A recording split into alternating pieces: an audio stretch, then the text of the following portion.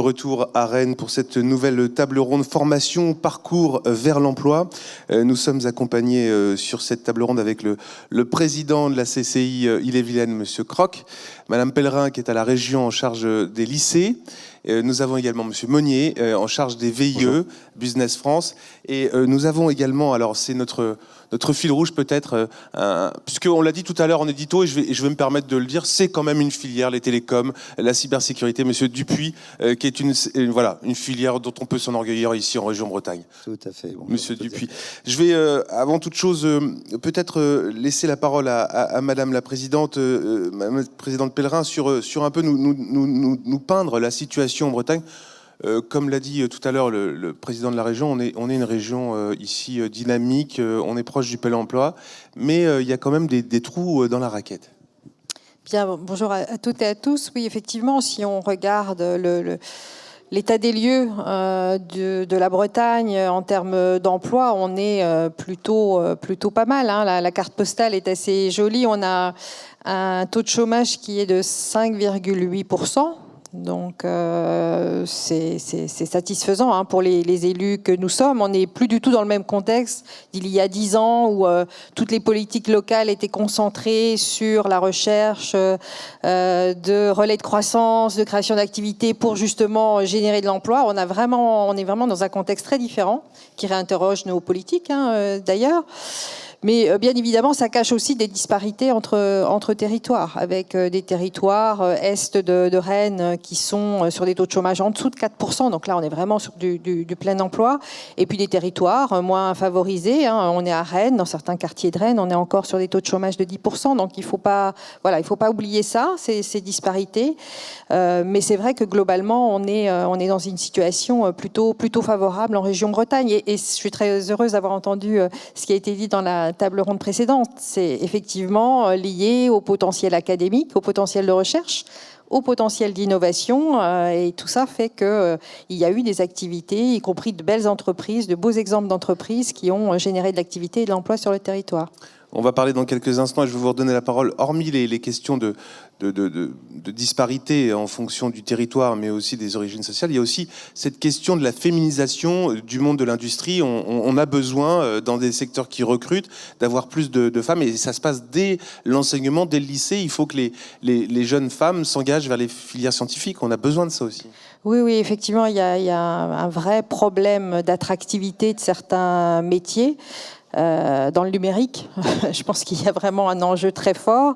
Les solutions sont pas faciles à trouver, hein, parce qu'on se mobilise quand même depuis pas mal de temps sur ces sujets. Il se trouve que je suis aussi enseignante, donc enseignante et vice-présidente ici à l'aglo de. Voilà, donc je vois bien les difficultés. Là aussi, il faut trouver des leviers, il faut essayer de présenter les métiers sous une forme attractive. Et puis il y a encore des métiers qui font peur, hein, y compris aux filles dans les parcours.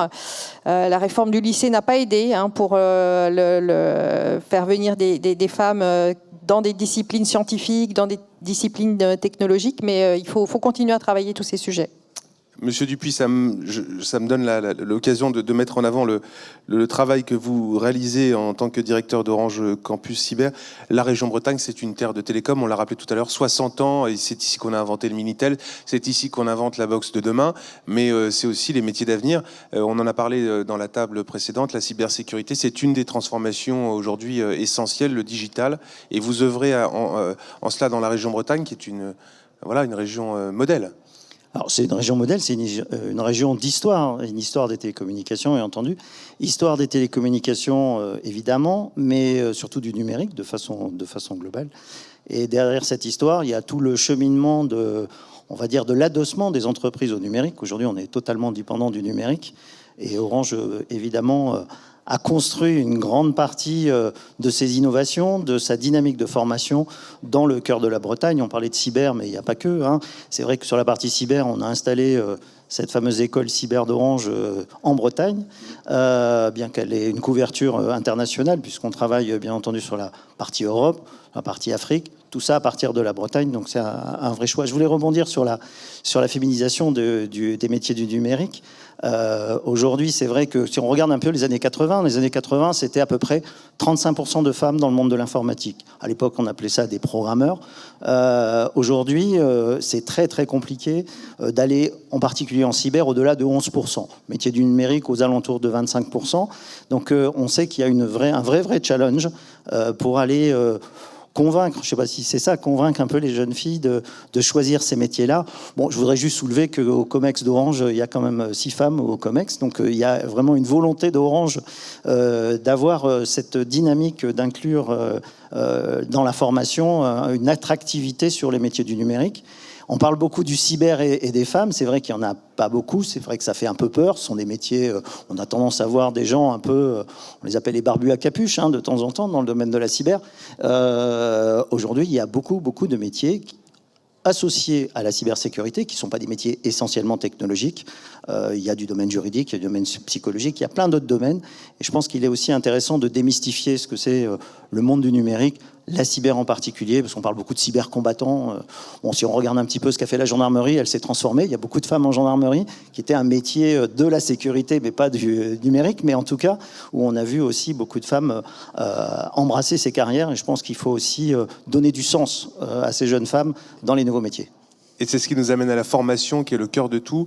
La formation aussi bien dans les établissements scolaires, mais également avec la CCI, puisque la CCI, c'est un acteur majeur de la formation. La Bretagne, terre de formation, avec un grand nombre de centres de formation. Quelques chiffres pour nos followers, s'il vous plaît. Oui, alors, la Bretagne est une terre... Alors, bonjour à tous et tous. Donc, je suis président de la CCI Willem, mais dans le cadre de cette vision régionale, c'est 49 établissements de formation supérieure qui jalonnent la Bretagne. Ça s'articule quand même beaucoup autour de nos 2 métropoles, puisqu'on a un peu plus de 65 000 étudiants à Rennes et 25 000 sur Brest. Ça représente à peu près les 3/4 des étudiants bretons. Mais on a aussi des centres de formation qui se créent sur ces villes intermédiaires, que ce soit Vannes, Lorient,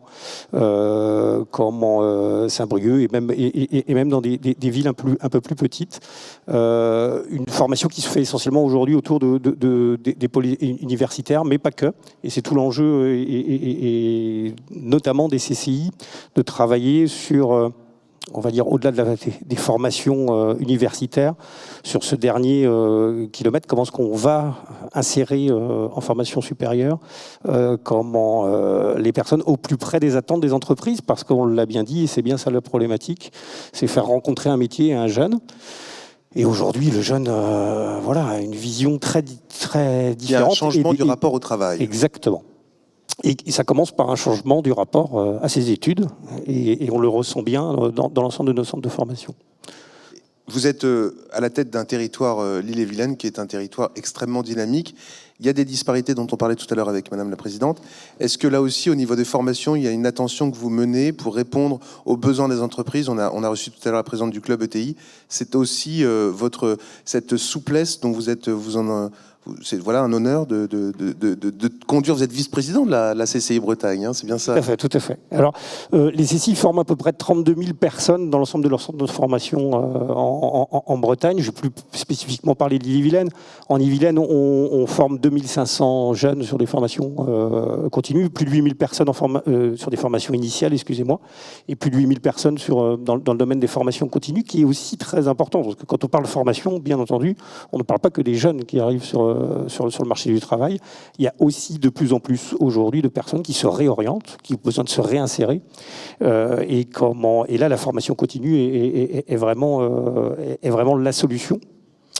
En Ille-et-Vilaine, on s'appuie pour la CCI sur 4 centres de formation, donc à Rennes, Saint-Malo, Fougères-Vitré, et un centre de formation dans le centre-ville de Rennes qui s'appelle Ferrandi Paris. Avec des centres d'excellence. Il faut le parler pour ceux qui nous suivent, et merci à tous de nous suivre depuis les réseaux sociaux. Dans l'horlogerie, c'est bien ça Alors, dans les centres de formation, je commencerai quand même par la plus imposante, qui est Rennes School of Business. Une fierté. Qui est une fierté bretonne, brétilienne bien sûr, et rennaise. On forme plus de 5000 personnes à Rennes School of Business. D'excellents résultats. Hein. Avec d'excellents résultats. Je crois que c'est de toute façon, sur toutes nos formations, ce qui est le plus important, c'est le taux d'insertion derrière. Le reste, je dirais, c'est de la 80%.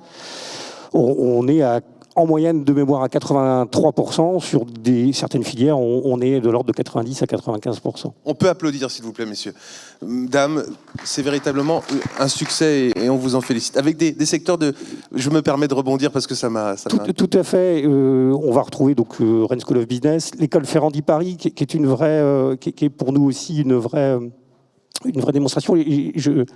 Quand on décide d'installer l'école Ferrandi Paris, campus de Rennes, au centre-ville de Rennes, on nous dit « mais oui, mais vous avez déjà du mal à remplir les autres formations dans le domaine de l'hôtellerie-restauration. Pourquoi aller vers cette formation d'excellence ?» Depuis que l'école est arrivée, nous avons plutôt un effet d'aspiration sur les autres formations. On voit bien qu'il y a cet effet de filière, donner de la perspective aux jeunes, une capacité, les faire rêver, c'est ce qui fait qu'on arrive à remplir nos formations, à les attirer dans des domaines qui sont des fois un peu plus complexe. Je peux vous assurer que les hôteliers restaurateurs avaient des difficultés à trouver des jeunes, c'est toujours un peu le cas, mais on arrive aujourd'hui à attirer, et je pense que c'est à nous d'aller vers le jeune et de lui proposer aussi d'autres perspectives. Et puis c'est vrai sur des territoires, je pense sur le territoire de Fougères, là des formations plus spécifiques qui nous permettent de répondre à des besoins locaux. Une école d'horlogerie, on forme en Bretagne la plupart des réparateurs horlogers de montres de luxe.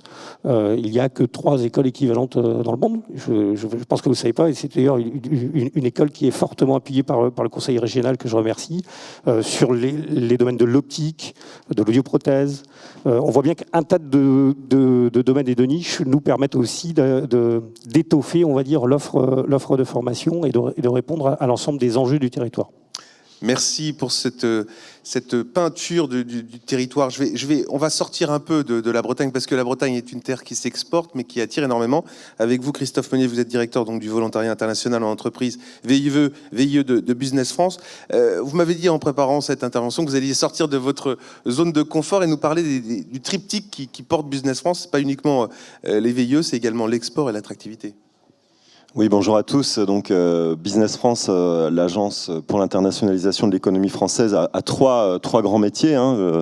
Le soutien à l'exportation, le soutien des exportations des entreprises, notamment des PME et ETI des territoires. On en a beaucoup parlé ce matin, qui crée cette activité économique dans les territoires et en région. L'attractivité, donc faire venir effectivement des investissements internationaux, notamment sur des secteurs d'avenir dans les territoires. Et puis le troisième métier que je représente, c'est les jeunes talents de l'international. On sait ici qu'on est en Bretagne dans une terre très ouverte sur le grand large, sur l'international. Et effectivement, le VIE, c'est un dispositif public géré par Business France qui permet à des jeunes Français et européens de partir travailler pour le compte des entreprises françaises à l'étranger sur une durée de 6 à 24 mois. Donc le programme existe depuis 23 ans, c'est les anciens coopérants du service national. Et vous fêtez votre 100 millions. Exactement, on va arriver au 100 millième depuis la création du programme, donc c'est vraiment toute une génération en France qui a été formée par ce programme VIE. Tenté, donc en ce moment, on a plus de 10 000 VIE en poste dans 115 pays, et parmi eux, plus de 576 Bretons, jeunes Bretonnes et jeunes Bretons, ce qui montre bien, c'est une bonne performance pour la région, ce qui montre bien que les jeunes Bretonnes et jeunes Bretons ont toujours cette envie de l'international et du grand large. Juste petit bémol, c'est qu'ils ne travaillent pas toujours pour des entreprises bretonnes, et on aimerait bien qu'il y ait plus de jeunes Bretons VIE pour le compte des entreprises bretonnes. Rappelez-nous en quoi c'est excessivement important d'avoir des jeunes qui vont à l'international, en quoi cette ouverture d'esprit et puis aussi le retour d'expérience quand ils reviennent, même si un précédent, vous avez fait une étude avec l'EDEC, me semble-t-il, où c'est près d'un quart qui reste j'ai plus les chiffres en tête. Alors, effectivement, on parlait formation, et donc on se situe bien, effectivement, dans, j'allais dire, même un aboutissement de cursus de formation, notamment universitaire, mais pas que. On n'est pas uniquement sur des jeunes Bac plus 5, Bac plus 2, Bac plus 3. Et effectivement, c'est des jeunes qui ont ce goût de l'international. Donc ça, c'est très important. C'est la connaissance des langues étrangères, si possible, une langue autre que l'anglais. Hein, je passais le message à l'éducation nationale française. Donc très important d'avoir cette ouverture sur le monde. Et ensuite, effectivement, on voit que les entreprises recherchent ces compétences. Donc en étant un jeune VIE, on va tout de suite avoir une responsabilité plus importante que si on ne l'avait pas été. Et évidemment, le fait d'aller à l'étranger, de s'adapter à un nouveau contexte, une nouvelle culture extrêmement enrichissant professionnellement et personnellement. Donc on acquiert des compétences, on acquiert des responsabilités, et puis en général, ces jeunes, eh bien, au bout de quelques années, ils reviennent en France, et pourquoi pas dans leur région d'origine, où ils sont en mesure d'apporter ces compétences. Je pense que maintenant, les choses, on l'a dit, hein, dans la vie professionnelle, ne sont pas linéaires. On a des jeunes qui restent dans le pays parce qu'ils tombent amoureux du pays. Il y a ceux qui vont continuer à l'international dans un autre pays. Et puis, il y a ceux qui vont continuer à travailler sur l'international depuis la France et depuis leur région d'origine. Donc, je pense que c'est vraiment... les trois aspects doivent se compléter. Donc, évidemment, les VIE ont un très, très bon taux d'insertion professionnelle. On est à plus de 95% en emploi au bout de 6 mois. La moitié d'entre eux restent d'ailleurs en poste pour l'entreprise qui leur a fait confiance pour un VIE. Moi, je dis aux entreprises, le VIE, c'est aussi un outil d'attraction, d'attractivité des jeunes et de fidélisation ensuite. Ça vous permet de les garder, ces jeunes, ces compétences, et pourquoi pas ensuite les faire revenir dans vos territoires. Ça me donne l'occasion de vous donner la parole à vous, Éric Dupuis, directeur Orange Campus Cyber. Le cyber, c'est important dans la défense, dans la sécurité pour le grand public, mais c'est également excessivement important, puisqu'on en parlait il y a quelques minutes, sur la création du digital de demain. Il y a une notion de précurseur. Vous recevez 800 jeunes, c'est ça, par an, et qui viennent de toute la France ? Alors, nous, on organise. Alors, l'école en elle-même, on appelle ça une université d'entreprise, et je ne voudrais pas quand même me mettre en compétition avec les vraies universités, les académiques, c'est une terminologie. Nous, c'est de mettre en rapport justement toute cette dynamique sous ce champ de croissance, en fin de compte, de la compétence d'un jeune, mais aussi de nos salariés, pour accompagner la transformation. On est face à des transformations très très rapides dans le monde du numérique. Les entreprises françaises se basent sur ces technologies numériques. On a un souci, on parlait de souveraineté, c'est la maîtrise de ces technologies, souvent étrangères. Évidemment, on traite à essayer de développer des technologies un peu alternatives, françaises ou européennes. On a un vrai souci de comment on organise l'ensemble de ces mécanismes de formation pour répondre aux besoins de ces transformations.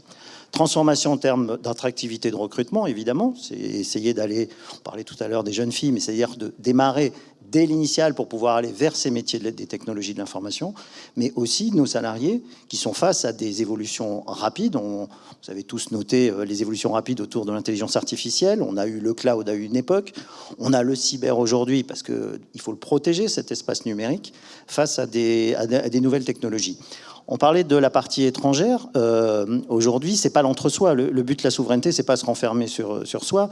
Maîtriser les technologies étrangères, c'est aussi un acte de souveraineté.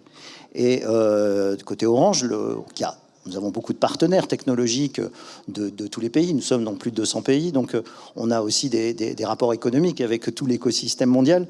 Il est vrai qu'il est nécessaire d'organiser ça, de trouver les bons partenariats sur les meilleures façons de faire monter en compétences, tout en ne refusant pas ces technologies étrangères qui, de toute façon, sont aussi des technologies que vous utilisez au quotidien, que tout le monde utilise au quotidien, et qui participent à la vie numérique. Le cyber, il est là pour maîtriser les risques associés. On parle plutôt aujourd'hui de maîtriser des technologies critiques, et qu'elles soient à nous ou pas à nous, mais en tout cas, que ces technologies soient maîtrisées. Donc la formation, c'est le cœur dans le continuum du recrutement jusqu'à la formation continue, et ça, c'est vraiment le cœur de notre métier.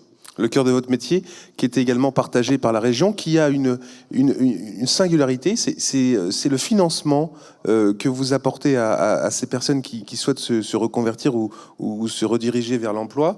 Donc il y a la prépa et Qualif Emploi qui sont, je vous invite à aller sur le site de la région Bretagne, très bien fait. C'est vraiment, je me permets de vous féliciter vos services, peut-être que vous avez travaillé avec Orange, je vous le souhaite. Mais en tous les cas, il y a aussi ce financement qui, me semble-t-il, était aussi un atout pour rapporter ou ramener les gens qui sont éloignés de l'emploi. Bah oui, c'est vrai que quand on parle de formation, on est au cœur de nos préoccupations à la région Bretagne. Donc, on essaye de mettre en place les formations adaptées au tissu socio-économique. Ça, c'est important. Et on a un partenariat avec Pôle emploi sur ces aspects-là. Convention, et c'est rare. Convention, ouais, je crois qu'on est la seule région à le faire pour justement proposer des dispositifs et des formations complémentaires. On essaye de faire ça en bonne intelligence. C'est important pour les Bretonnes et les Bretons. Je me permets de vous couper. À nos amis des différentes autres régions, écoutez, retour d'expérience de la région Bretagne qui a signé une convention avec le Pôle emploi pour la formation et pour le retour à l'emploi. Il n'y a pas de concurrence.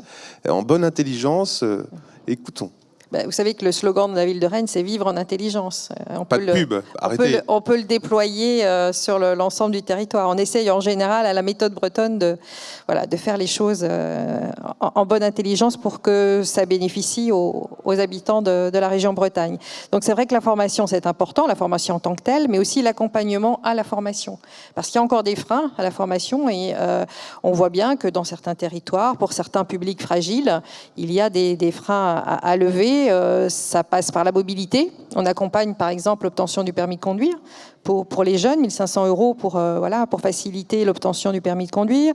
Et ça passe aussi par des systèmes de garde d'enfants, parce qu'on sait qu'il y a beaucoup de familles monoparentales, surtout des femmes, qui ont la garde des enfants, et ça peut être un frein à la formation et donc à l'emploi. On est en train d'expérimenter quelque chose d'intéressant qui sont des crèches éphémères, c'est-à-dire des crèches qui se mettent en place uniquement le temps de la formation. Et donc les femmes qui ont la charge de garde d'enfants peuvent bénéficier de ce service le temps de la formation. Elles peuvent obtenir une qualification, et une formation et plus facilement un emploi. Donc c'est vrai que l'emploi et l'accès à l'emploi, ça doit être regardé un peu globalement. Et l'accompagnement à l'emploi vers des publics fragiles, c'est quelque chose d'extrêmement important pour nous. Et donc, c'est une aide financière qui est versée au début, ou en 3 fois, me semble-t-il, aux personnes qui rentrent en formation, et donc qui ne viennent pas gréver les aides, par exemple, du Pôle emploi quand il y a une allocation de retour à l'emploi ou que sais-je. C'est vrai que c'est une politique volontariste de la part de la région Bretagne de faciliter cette formation. On a des dispositifs qui permettent aux personnes de se former, parce que les formations, ça coûte quand même, faut bien le dire.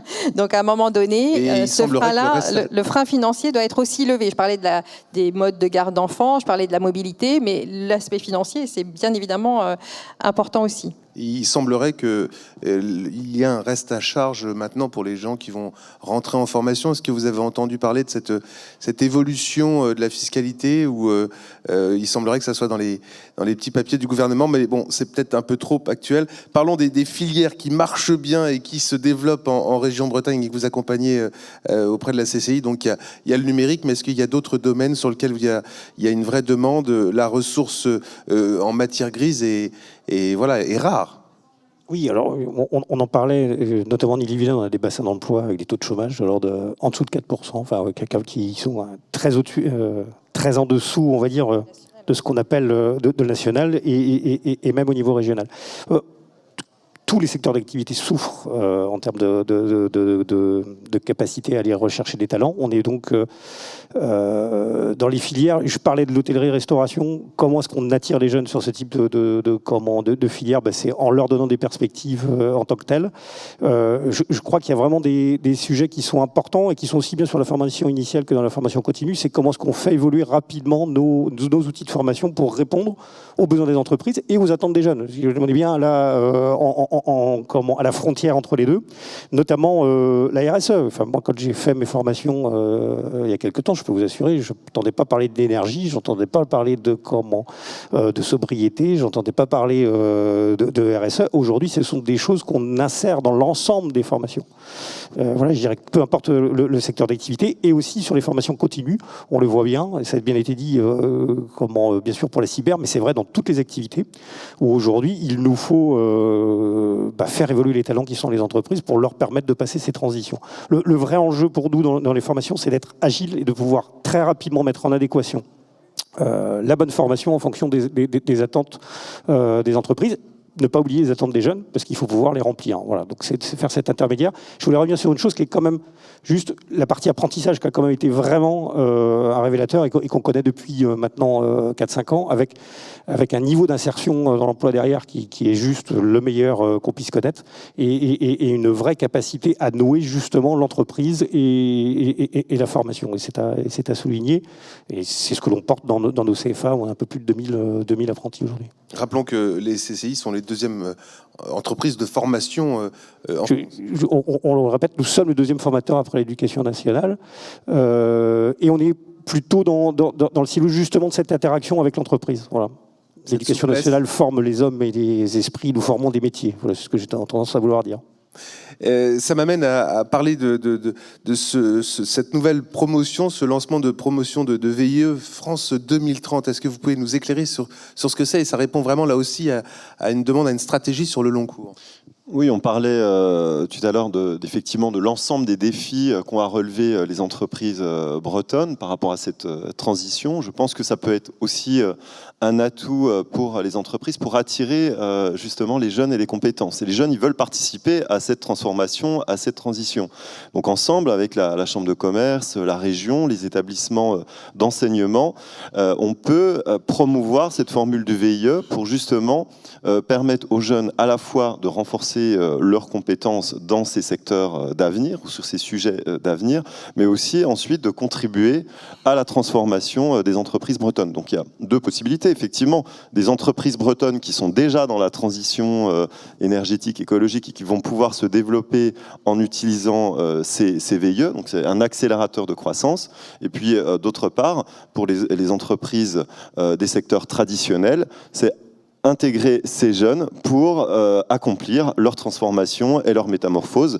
Et donc, on va travailler sur une mise en avant des offres de mission VIE qui concourent à cette transition France 2030. Je sens que ça vous fait réagir, Monsieur Dupuis. Oui, j'avais envie de réagir justement sur l'attractivité aussi du territoire et le rayonnement, c'est-à-dire faire partir un peu des jeunes à l'étranger, mais aussi faire venir des jeunes étrangers dans l'écosystème. Juste pour Orange, on est quand même sur le territoire par rapport à l'Île-de-France. Orange, c'est le deuxième bassin d'emploi du groupe en France. On travaille beaucoup avec nos amis étrangers, d'industriels étrangers, de nos camarades de filiales à l'étranger. Et ils sont très, très attirés par la France et beaucoup par la Bretagne aussi. Et c'est vrai que cette dynamique, elle n'est pas que dans la cyber. Nous avons Orange Marine à Brest. Nous avons bien sûr la partie recherche et développement.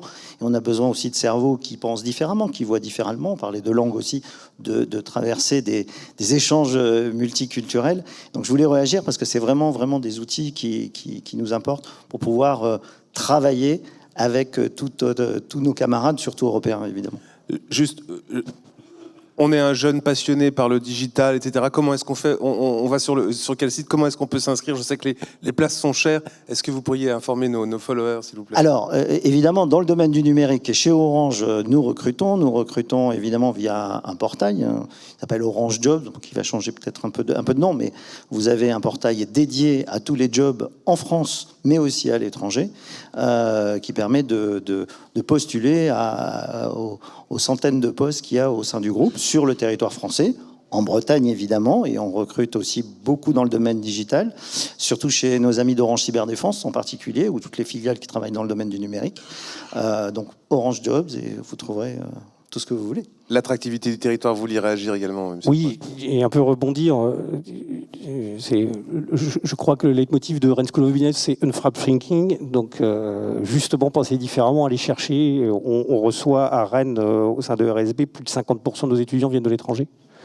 Ce sont des gens qui viennent s'installer, qui finissent dans des entreprises bretonnes ou pas, mais qui, à un moment donné ou à un autre, ont une connexion et apportent aussi aux étudiants français et bretons qui sont au sein de l'école ces aspects-là. Bien entendu, sur la formation, tout l'enjeu, encore une fois, pour moi, il est cette mise en adéquation entre le besoin du territoire, cette connexion avec le territoire, et la recherche de sens qu'ont aujourd'hui nos jeunes. Et on le voit bien, c'est tout l'enjeu qu'on a. Mais et je dis aux DRH qui peuvent nous suivre, la façon dont on recrute nos étudiants aujourd'hui, c'est la façon dont vous devrez recruter vos salariés demain. Donc on voit bien qu'on est dans l'antichambre de l'accès à l'emploi. Il faut quand même aller les chercher, ceux qui sont éloignés de l'emploi, et c'est votre rôle à la région. C'est pas souvent très simple. Est-ce que vous pouvez en quelques mots nous dire quels sont les freins que rencontrent les gens? Qu'est-ce qui peut faire que voilà, on a des difficultés à se relancer? Je parle surtout ceux qui sont en fin de carrière et qui se disent que leur vie professionnelle est derrière eux. Je l'ai dit tout à l'heure, il faut lever tous ces freins qui empêchent des publics parfois fragiles, effectivement, qui ont quitté l'emploi ou qui ont quitté des études il y a longtemps. Il faut essayer de faire en sorte qu'on puisse les accompagner financièrement sur la garde d'enfants, je l'ai dit. Et puis, c'est aussi pour la région Bretagne un enjeu de maillage de territoire, c'est-à-dire de faire en sorte qu'il y ait les formations dans tous les territoires. À proximité, il y a un maillage d'établissements, y compris d'établissements d'enseignement supérieur. On a un maillage très dense d'établissements d'enseignement supérieur en Bretagne, mais également de lycées professionnels. On a beaucoup de lycées professionnels parce qu'on a parlé de formation. Alors ça passe par des structures qui sont diverses, mais le lycée professionnel joue un rôle extrêmement important. Ça fait l'actualité en ce moment. La réforme du lycée professionnel, donc ça nécessitera un peu plus que quelques minutes pour en parler. Mais pour nous, c'est important que cette offre-là, elle soit dans tous les territoires et qu'elle soit en adéquation avec les métiers d'aujourd'hui, mais surtout de demain, et les métiers qui vont nous permettre de transformer nos territoires, de transformer nos sociétés. Et je trouve, ce sera le mot de la fin peut-être, que les lycées sont des beaux lieux pour traiter ces sujets de transition, les enjeux environnementaux, les enjeux de formation, les enjeux de société. Et donc, pour la région Bretagne, l'investissement qui est mis dans les lycées, dans les bâtiments, dans l'accompagnement de projets pédagogiques aux côtés des équipes éducatives, eh bien, c'est le cœur de nos préoccupations, de nos politiques, et on est très fiers de les porter. Transformons la France ici en Bretagne. Merci à vous, Madame Pellerin. Merci, Monsieur Croc. Merci, Monsieur Meunier. Merci, Monsieur Dupuis, d'avoir été avec nous pour cette table ronde. Merci.